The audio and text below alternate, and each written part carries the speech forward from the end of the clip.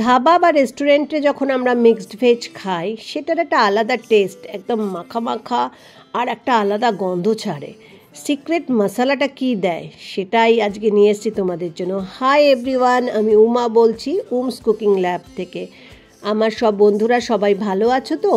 চলো আজকে কিভাবে বানাচ্ছি, কী মশলা ব্যবহার করছি সেটা তোমাদের সাথে শেয়ার করলাম। প্রথমে প্যানের মধ্যে দিয়ে দিয়েছি দেখো সাদা তেল, আর নিয়ে নিয়েছি মিক্সড ভেজের জন্য ফুলকপি, আলু, গাজর, বিনস, মটরশুঁটি, পনির, ক্যাপসিকাম, পেঁয়াজ, টমেটো। আলু আর দেখো ফুলকপিগুলো একই সাইজের সব কাটতে হবে। তারপরে অল্প নুন হলুদ দিয়ে সব সবজিগুলো আমি ভালো করে ভেজে নেব। প্রত্যেকটা সবজি কিন্তু আলাদা করে ভাজা হওয়া চাই, কারণ রেস্টুরেন্টে কিন্তু একসাথে সব ভেজে নেয় না। আমি যেভাবে আলাদা আলাদা করে ভাজছি, প্রথমে আলু আর ফুলকপি ভাজলাম, তারপরে বিনস দিলাম, তারপরে গাজর দিলাম, সম পরিমাণে সব কটা নিতে হবে।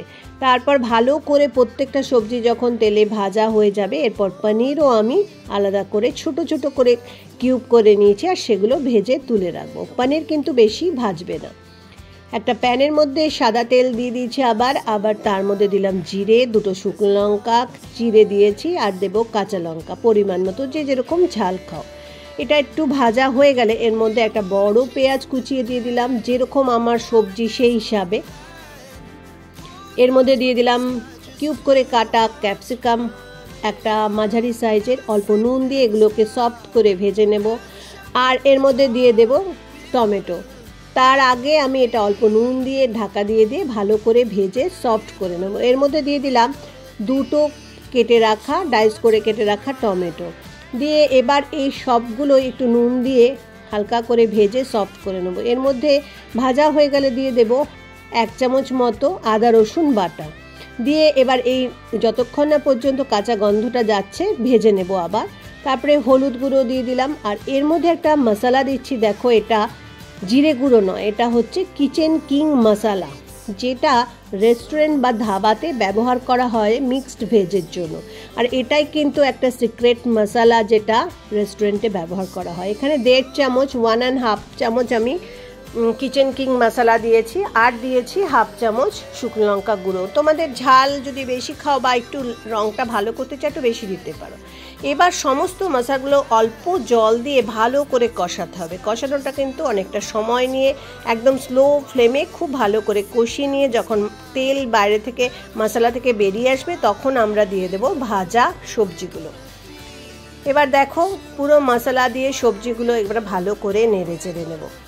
রেসিপিটা যদি ভালো লাগে বন্ধুদের কাছে অনুরোধ রইল একটা লাইক করে দেওয়ার জন্য, আর আমার চ্যানেলটাকে সাপোর্ট করে দেওয়ার জন্য। পরিমাণ মতো লবণ দিয়ে দিলাম। আগেই আমি লবণ দিয়েছি, সেই জন্য দেখে বুঝে লবণটা দেবে, সবসময় কম দেবে, লাস্টে তো দরকার পড়লে বেশি দেওয়াই যেতে পারে। এবার অল্প জল দিয়ে সবজিটাকে একদম ভালো করে রান্না করে নিতে হবে, যাতে সমস্ত মশলার সাথে এই সবজিগুলো ভালো মতো কষেও যায়। আর যখন সবজিগুলোতে এমনিতেই ভাজা হয়ে গেছিলো, 50% মতো আমি ভেজেই নিয়েছি। তারপরে মটরশুঁটি মিশিয়ে দিলাম। মটরশুঁটিগুলো দেওয়ার পরে এবার ঢাকা দিয়ে এটা রান্না করব। মানে এর মধ্যে এবার দেখো যতক্ষণ না পর্যন্ত পুরো সবজিগুলো সেদ্ধ হয়ে যায়। এর মধ্যে এবার সবজি সেদ্ধ হয়ে গেলে পনিরগুলো মিশিয়ে দিলাম, আর পনিরগুলো মিশিয়ে ভালো করে এই বেশিক্ষণ রান্না করার দরকার নেই, 2-1 মিনিট এটাকে নাড়াচাড়া করে নেব। আর তারপরে একটু পনির আলাদা করে রেখেছিলাম, সেটা গ্রেট করে এর মধ্যে মিশিয়ে দেব।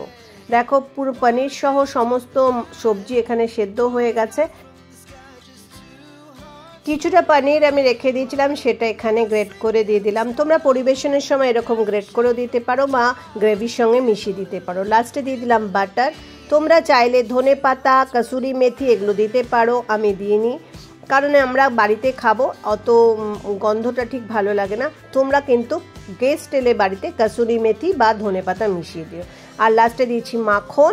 এখানে ঘি দেবে না, মাখনই দেবে। আর অল্প চিনি দিয়েছি, বাঙালিরা জানো একটু চিনি দিতে লাগে, আর তোমরা যদি মনে করো চিনি দেবে না, নাও দিতে পারো। কেমন লাগলো রেসিপিটা জানাতে কিন্তু ভুলো না।